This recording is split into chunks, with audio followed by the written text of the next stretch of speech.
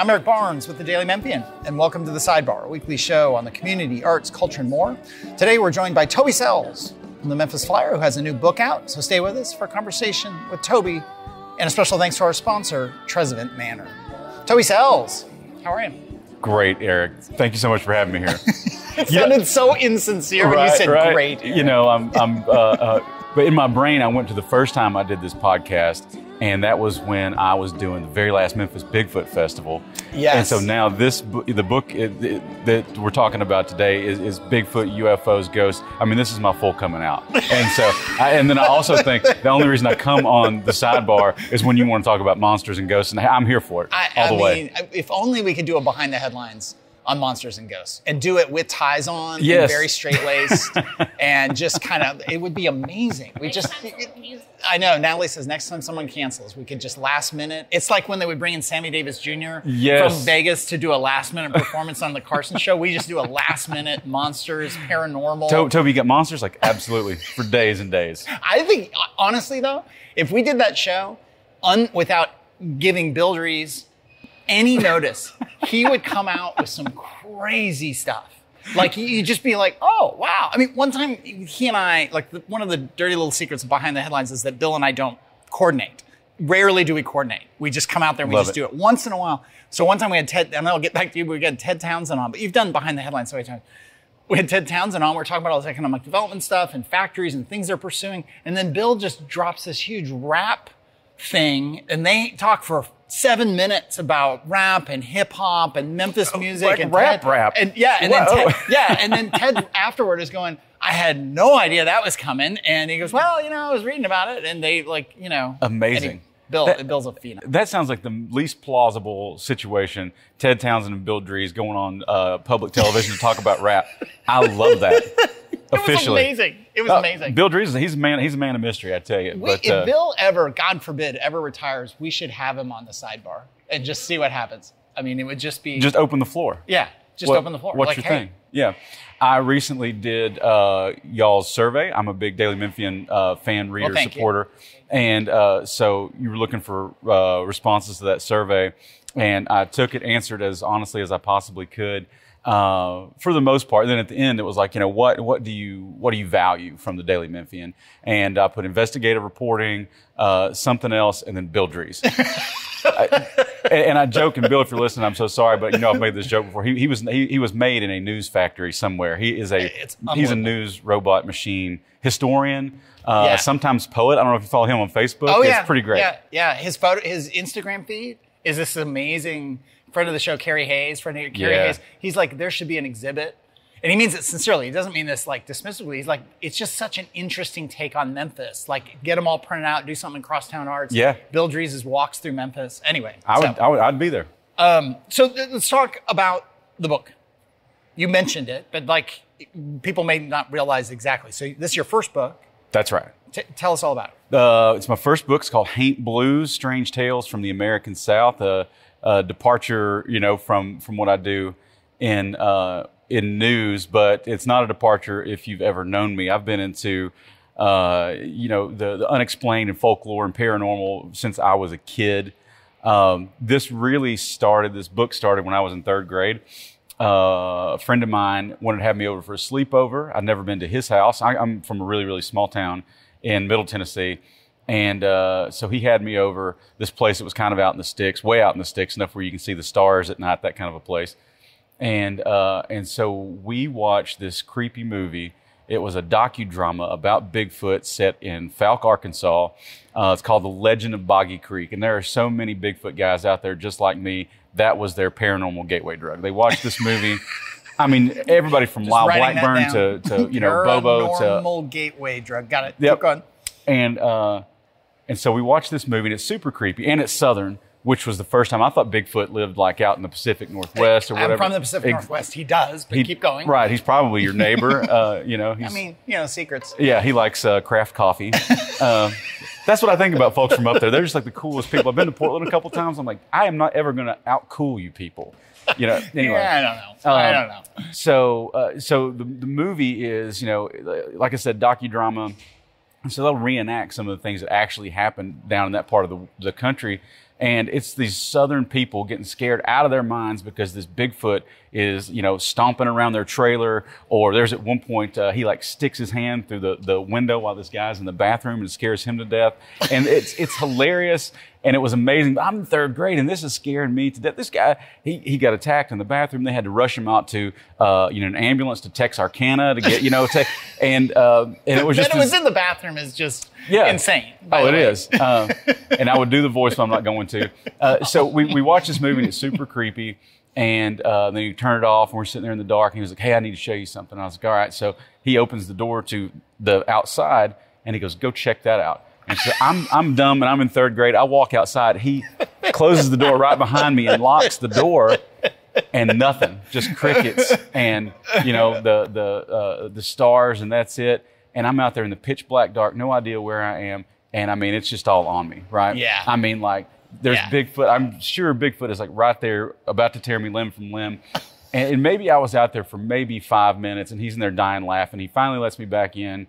5 minutes is a long time. Yeah. And especially in that, when your senses are heightened, your heartbeat's going. And there was something in that 5 minutes that it got a hold of me and it never let go, dude. I mean, after that, it was just the next morning. I remember I was going home and Bigfoot was just in my brain. That was the first time that I thought that there was something unexplained out there, right? Like there might be things outside of what we know. And it sort of just fueled this fascination and curiosity in me. So after that, we'd go to the public library and I would get every Bigfoot book, every Loch Ness Monster book, every ghost book that I can get my hands on and just consumed it. And then after that, I love like unsolved mysteries. I don't like the missing people one, right? That got sad. Kind of horrifying. Legitimately horrifying. Yes. And those, were sad, but I was a kid. So, when the ghost and the monster stuff would show up, buddy, I was glued. And there's, fight me over the television because we're watching Unsolved Mysteries right now. Was that the one that was hosted by the guy who played he was in the Airplane movies? That's right. Robert Stack. Robert Stack. They were three teenagers going camping in the Pacific Northwest. And you're in. Absolutely. He had that big jacket on, looked like McGruff the crime dog, It was incredible. And so then after that, all those History Channel shows, Ancient Aliens, then Finding Bigfoot and all that stuff. Ancient it's really good. I don't remember that one. It's whatever weird that's ever happened in the world. It's because aliens visited during the Civil War or during the Mesopotamia area. It's great. They're in the pyramids. They built them too. How do you think they got them so precise? So I always had a fascination with this stuff. And then 2017 rolls around, and I wanted to. This is a long way of getting around to why I wrote this book. 2017 rolls around. And that was the 50th anniversary of this really famous piece of Bigfoot video footage. And I think I remember telling you all about this the last time. But these two cowboys, they go out into the wilderness and they're looking for Bigfoot, right? They're on horseback and they've got video cameras and they are trying. By the way, cowboys with video cameras. Yeah, you got that going on. It's pretty great, right? That's almost strange enough in itself. Patterson and Gimlin. Probably, like 8mm, Kodak kind of in a saddlebag, yeah. And so they're out there looking for Bigfoot, and they come up on this dry riverbed, and they see one, a big, tall, hairy figure, really, really long arms, and James Patterson or Robert Patterson, I can't remember his first name right now because I'm nervous. He grabs his camera out of the saddlebag and gets it rolling, and he's scared, and he's all over the place, and he's falling off his horse. And then he gets this maybe 8 seconds of this figure walking across this dry riverbank, and then it walks off into the woods. And so that was, was it 67, I guess, and it's still scientists, whoever, they can't disprove this piece of footage, right? And you've seen it, Bigfoot walking through, and then gives that, turns and gives the big turnaround, and really scary look right into the camera. So 50 years after that, there was big celebrations on the West Coast out there, Bigfoot festivals and things, and I wanted to go and kind of be a part of it. And so I started pricing out tickets and hotels, and I thought, there's no way my wife is going to let me do this crazy thing, for whatever, $4,000 it was going to take to get me out there to go to a Bigfoot parade or something. And so I was a little bummed, and I thought, I said, well, my buddies, I'm buddies with the guys at Memphis Made. I wonder if they would let me do a Bigfoot festival there. And Andy Ashby? Yeah, he's like, oh yeah, sure. Yes. And I went to him and I was like, hey. Instant yes. Yeah. I mean, they turned their head a little bit. They're, you know, like, how's that going to work? And I was like, I'm going to figure that out. And they were like, all right. And so, you know, we started the 2017 50th anniversary. And I thought it was going to be like me and a dozen dudes sitting around, you know, talking about Bigfoot, but like 400 people showed up and it was great. We had some really great guests. That's a lot of people. Yeah. That's a lot of people. You know, and that was over, you know, 4 or 5 hours that we had the festival, and it was just, it was so fun. And, you know, with that, I was like, there's more people out there like me than you know, I might think. Yeah. So that was 2017. 2018, I wanted to do a podcast and share Southern paranormal stories and folklore stories. And so I came up with Haint Blues was the name of the podcast. I did it for a couple of years. There were 16 episodes. And I love doing it, but, you know, y'all know about marketing a podcast and how hard it can be and get people to listen to a podcast. Yeah. You know, my mom finally figured it out, but that was after months and months, right? And if you can't get your mom to listen to your show, it's a problem. And so I had all this stuff kind of sitting around, and I thought, well, if, you know, what if I, you know, every episode was about 3,000 words. What if I put all those together, and how long is a book? That's where I started thinking, like, how else can I package this? And so I went and I completely rewrote the whole, all the scripts, and I added 4 or 5 new stories in the back. I had it copy edited, and even though there are so many crazy typos in this thing, and it's stuff that, I mean, it's still like, you hate it. You know what I'm saying? Like anybody that works in newspapers and you see a typo or like you know, the Oxford comma's gone or something, you're like, what is going on? And you know, you just want to like run a clarification. This is the best thing about digital publishing is like somebody will email me, somebody will text me, somebody will screen. I'm like, hang on, give me a second. I can fix it on my phone. Done. And gone. Except when it's in an email. And that's hard for people to process. Yes. I mean, really hard. Kind of weirdly hard. Like, it's an email. I can't bring it back, fix it, and send it back to you. I don't know what I can. How do I say this more than once? Like in a newsletter? Yeah. Yes, exactly. Yeah, it's an email. It's in your inbox. Well, I know, but you can fix it. No, I cannot. But you remember the print days though. You'd pick it up and it would just, I mean, there'd be some dumb thing, and one guy would say something, and you know, 3 million other people didn't say anything, and you're like, that one guy. Yeah. Oh no, it's horrible. So I'm doing these readings and stuff, and I'm reading over this stuff, and it's a bummer to see that, but still, it's a lot of fun. So anyway, I collected them all, and it says State and Beal, which is kind of my own kind of independent media company, but it is self-published. Yeah, let's talk more about State and Beal. We'll talk more about the book. Let me take a minute and remind everyone we're talking to Toby Sells from Memphis Flyer. His book is Haint Blues. You can get it where? You can get it. You can get it at Burks Books, or you can get it at Amazon.com. Okay, and we'll talk more about the book. We'll talk about State and Beal, maybe talk a bit about the flyer and so on. I'll remind everyone, this is The Sidebar. I'm Eric Barnes. The Sidebar airs on WYXR 91.7 every Thursday at 11:30, focused on the community, arts, culture, everything in between. The Sidebar is one of many weekly podcasts we do at the Daily Memphian. We're talking about Bill Dries. He does a politics podcast, On the Record. We have a Memphis Grizzlies podcast hosted by Chris Harrington and Drew Hill. And we have our food podcast, Sound Bites, which is now hosted by Jennifer Chandler, food writer, who joined us about a month ago. That also airs on WYXR every Thursday at 11, right before The Sidebar. We also have a podcast version of Behind the Headlines. We were talking about that earlier, that we produce with the good folks at WKNO every week. That's the full audio of the show plus 5 minutes of radio, and sometimes things go completely haywire on radio, and we get to put that on the podcast. All of our podcasts are on the Daily Memphian site, as well as iTunes, Spotify, YouTube. We're on YouTube. Everything's on YouTube, thanks to Natalie. We're very excited about that. I'm incredibly excited that we're on YouTube. We don't have any video to go with our podcast, but we have like little graphics, and people like to listen to them. We have graphics for each, or we have a graphic for each. I'm incredibly excited that we're on YouTube in force. I can't stop talking about it. You can also get The Sidebar and Sound Bites on the WYXR app or at WYXR.org. You can also get all archives of all the shows, music shows, talk shows, all that is at WYXR or the WYXR app. Do consider becoming a supporter of WYXR. It's nonprofit, listener-supported radio. You can become a member. You can do a one-off donation. You can learn all about that at WYXR. And I mentioned the Daily Memphian. Do become a paid subscriber to the Daily Memphian. Subscriptions are a big part of what supports what we do. The largest newsroom in the area. and also a nonprofit. And you should pick up the flyer as well, or subscribe to the newsletter. Or it's free, so there's no pay. I would solicit money for you at the flyer, and Anna and you and everyone would really appreciate that. But buy an ad.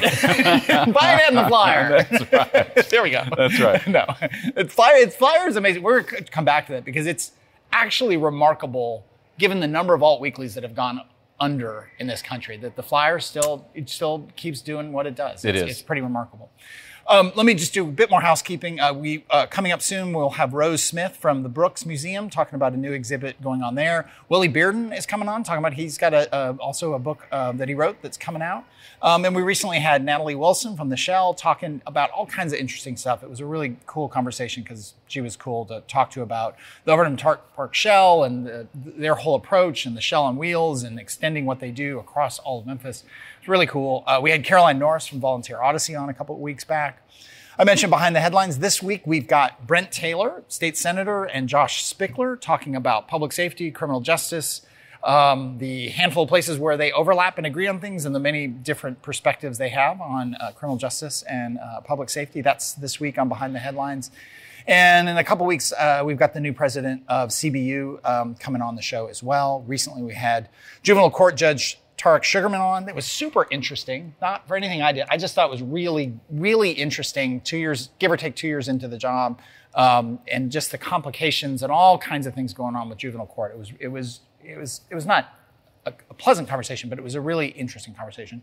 And we had the folks focused on Baron von Opperbein, the performance, the experience that they're trying to put together down at the Mud Island. There was cheers in the crowd here, but from Natalie and Toby when I pronounced Baron von Opperbein correctly, which doesn't always happen, but I did it right this time. Let's get back to the book. State and Beale is a media company that published this book for you. It's your company. That's right. So why do it that way? What's the vision, I guess I should say, for State and Beale? Vision for State and Beale is we are pro-Tennessee, and we love Tennessee lifestyles and culture and all the things that make Tennessee a great place to live. I fell for Tennessee as hard as I fell for Bigfoot, and that's saying something. I lived here all my life. From Middle Tennessee, lived in Murfreesboro and Nashville, and been in Memphis now for, almost 18 glorious years. And absolutely love this city. And, I was looking around and I living in different parts of the state and visiting different parts of the state. I think we have a problem. I call it, we don't just have divisions, we have grand divisions, Yeah. And capital G, capital D. I was getting gas outside of Knoxville one time, and I had on some kind of Memphis shirt, and the guy was like, are you from Memphis? And I was like, yeah, it's great. And I love it up here, whatever. And he was just shaking his head, almost like couldn't believe that I had made it out, or didn't carry an automatic rifle with me at all times or something, Right. And then I saw him again inside the gas station. And, he was just completely mystified about that part of the state and what happens, out there. And I heard, this dude one time, he said, West Tennessee, people think the nights are darker and the dogs are meaner out in this part of the state. They really don't know what happens out here. And the same as, in Chattanooga, you might have gone to Nashville a couple of times, but you really don't know. Oh, yeah. I mean, you really stay where you are. And State and Beale, if nothing else, I want to try to bridge the gap. I call it Grand Divisions United. Bring all of this stuff together. I think, Memphis should, celebrate East Tennessee moonshine culture the same way that, we celebrate country music and soul and hip hop and rap and everything that's happened in Memphis, and support each other as a state. And we don't do that very well here. And as Bill Dries has said before, that the tip of East Tennessee out there is closer to Canada than it is to Memphis, and I think that we don't see a lot of state pride like that because we feel like we're so different. And if anything else, I want State and Beale to kind of get us all together because I just love it. So you'll do it through publishing other people's stuff. You'll do it through how does that play out with State and Beale? So far, it's a website. and I try to grab as much, kind of cultural news Okay. from all Yeah. over the state. Press releases, a lot from the Tennessee Department of Tourism, all the tourism boards that are around here, that are around Tennessee. And I'll just write up something, the new thing, Bike Tennessee just came out, which is a really cool thing. The state hired somebody and they put together 52 different bike routes all over the state. So if you want, to do flat stuff, you come out to Memphis. If you want a really challenging bike tour around Knoxville, they've got something for you all over the place. And so that's the kind of stuff that we try to support. I found just a bunch of fun stuff like hot slaw. I don't know if you remember way back in the legislature. Yeah, named that we all figured out that it was our state food, that no one out here knew that or something. Is that what it was? The legislature made hot slaw an official state food, not the official state food. Okay, there we go. But it was one of. And so now, barbecue, and I'm sure we're going to get hot chicken soon, but that was the first time I'd ever heard about hot slaw. And it's from Cleveland, Tennessee, which is kind of southeast Tennessee. And so I just called up the tourism folks from the department of from the chamber out there, and they have this huge festival, and I just talked to them about hot slaw, what it is, how do you make it, what do you and it was an education for me, but I think it's probably an education for a lot of folks. And State and Beale is that. I want folks to know more about what happens, and I believe that all the tiny towns are just as equal as the big four here, So I want to support Cleveland and tell that story as much as I want to talk about Memphis or whatever. All this stuff, why you became a writer and a reporter? Because it's really interesting. I mean, we've known each other a long time. Yeah. Done the show a bunch of times. Yep. I've been interviewed now twice. And your curiosity about things is so genuine. I mean, it really is. It's just when you talk about it and the way you talk about it, whether it's Bigfoot or it's the hot slaw thing or the kind of things you write about, like tough, hard accountability journalism in the Flyer or kind of fun stuff, your curiosity about stuff is kind of amazing. Thank you. And I don't know I don't know. Yeah. It didn't come from any place. I think I was just always kind of born curious. I'd find stuff in school that I really loved. I mean, honestly, Tennessee history, when I, studied that in 6th grade, I just kind of went nuts on it and really enjoyed that. I've always enjoyed history. And then I've always enjoyed thinking about the world, when I was in Livingston, thinking about grown-up stuff as I would think about it in like 6th or 7th grade, thinking about what is Earth Day and all that. Then I got into like mysteries and conspiracies and stuff, the JFK assassination, and kind of going down that rabbit hole. And it's just, I don't know, it is genuine. I want to know about this stuff, and that I can make a living out of my own curiosity is a big deal. And that's how, and it's served me really well for a lot of years. And it's a fascination I don't think it's going to stop. You've been at the Flyer now for over a decade, yep. Right? That's right, almost 14 years. You were at the CA for 4 years. 4 years, MBJ before that for however 2 many years. When you were at the CA, you were there. I mean, it was probably 200 people in the newsroom still, right? 150 to 200, right? It's just remarkable to think about. Like you were one of many business reporters, right? And I'm not picking on the CA. I mean, it's happened to virtually every major newspaper in the country. Where was MBJ your first reporting job? No, not my first reporting job. In Memphis it was. I started at my hometown newspaper, the Overton County News. What's up, Carson and Darren out there? Gave me my first job when I was 17. And I did everything. I designed ads. I made the plates for the printing press. Did you really? Yes.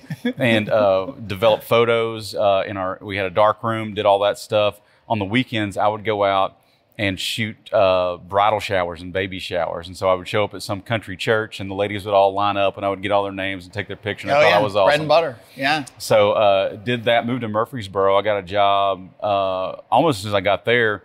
As a reporter, I was 19 at the Daily News Journal in Murfreesboro, and I covered the suburb of Smyrna at the time, which was really small, but I covered everything. I mean, there's a Nissan plant there, Cops Court, City Hall, planning, all that stuff. And so, that was really where I really kind of earned a lot of stripes there. Yeah.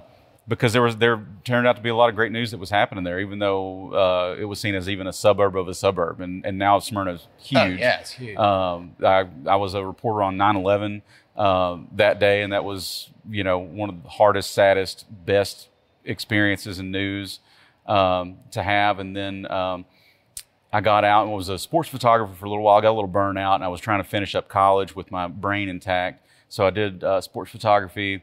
And then when I moved to Memphis, I was looking to get back into news, and met some of the right folks, and ended up at the MBJ. And it was just an incredible crew over there, and really got my start. It was great. Yeah. Staying with the Flyer, what have you been doing recently, and what do you got coming up? If you, to the degree you can talk about it. Yeah, a lot of interesting stuff over there. Just with a lot of stuff, it's just trying to keep up with the day to day, right? And I look at the media landscape in Memphis as a single organism. And so I think we've got two really great daily papers here churning out great work all the time. And you've got all these amazing television stations out doing what they do. And then I think, what is the Flyer and what does alternative mean these days? Back in the day, it's not Eddie Vedder and Pearl Jam anymore, right? Right. It's a thing. So I have to know what y'all are doing to be able to do something different to offer our readers, to give them a reason to go and check it out. Yeah. And so doing that, it's become this funny little dance that we do, and kind of knowing what's happening on the city hall agenda, knowing what's going on there, but saying, what's another story that we can tell? And doing it with our point of view. We're not biased necessarily, but we have a point of view. And what I mean by that is we think climate change is real. Yeah. And so we start there in reporting rather than anything else. And all people are created equal. We kind of start there too. And so, I've been doing a lot of stuff there. This is kind of interesting. I got, so we know that Elon Musk and Grok, they're trying to come here. I thought to my old self now, I was like, I'm going to figure out this AI stuff. Like, how can I use this as a reporter? How can I use this in my job? And so I just went out and got a bunch of data from the city site, plugged it right in, and it shot out these infographics that blew my mind. They were hilarious. And I'm trying to work on, so it did the work. It was a cool story, and I'm going to do it. But then, would you rely on that? I know. I'm going to check it. I'm going to check, with City Hall and be like, does this look right? Yeah. But I mean, it was awesome. And that's the part I can't get around, is like the level of inaccuracy. Yeah. Like somebody, Kerry Hayes, friend of the show, did a bio of me. I think it was him. No, it was somebody else who had this, read a bio of Eric Barnes, and it all started fine. And then it was like, I went to the University of Memphis, which I didn't. It'd be fine if I did. And then I was a former publisher of the Commercial Appeal. I was like, no, I would remember that. And I wasn't actually ever worked at the Commercial Appeal. But it was like 80% accurate and 20% sounded so authoritative. And I'm like, well, how the hell do we use this? We're almost out of time, I believe, because I screwed up my clock today. You're going to do an audiobook, you think, of the book? Yes, there'll be an audio version sometime soon. I'll look at probably the next 6 months, I imagine. You can get the book now at Burke's Bookstore, hopefully at Novel really, really soon. Or you can go to Amazon.com. If that doesn't bug you, go check it out over there. Last question, which I asked you the last time. What was your first concert? First concert was a Southern rock package, and all I remember, Molly Hatchet and Marshall Tucker Band were there. No 38 Special? You know what I'm saying? Yes, 38 Special was there. I only remember that because I got the T-shirt. I was young and never been to a concert before, and probably had too much something to drink. Probably. I never did that. Toby Sales, thanks so much. Thanks for coming on Behind the Headlines all the time. That is all the time we have this week. If you missed any of the show, you can go to WYXR, go to Daily Memphian, and go to wherever you get your podcast and get the full episode. Thanks very much, and we'll see you next week.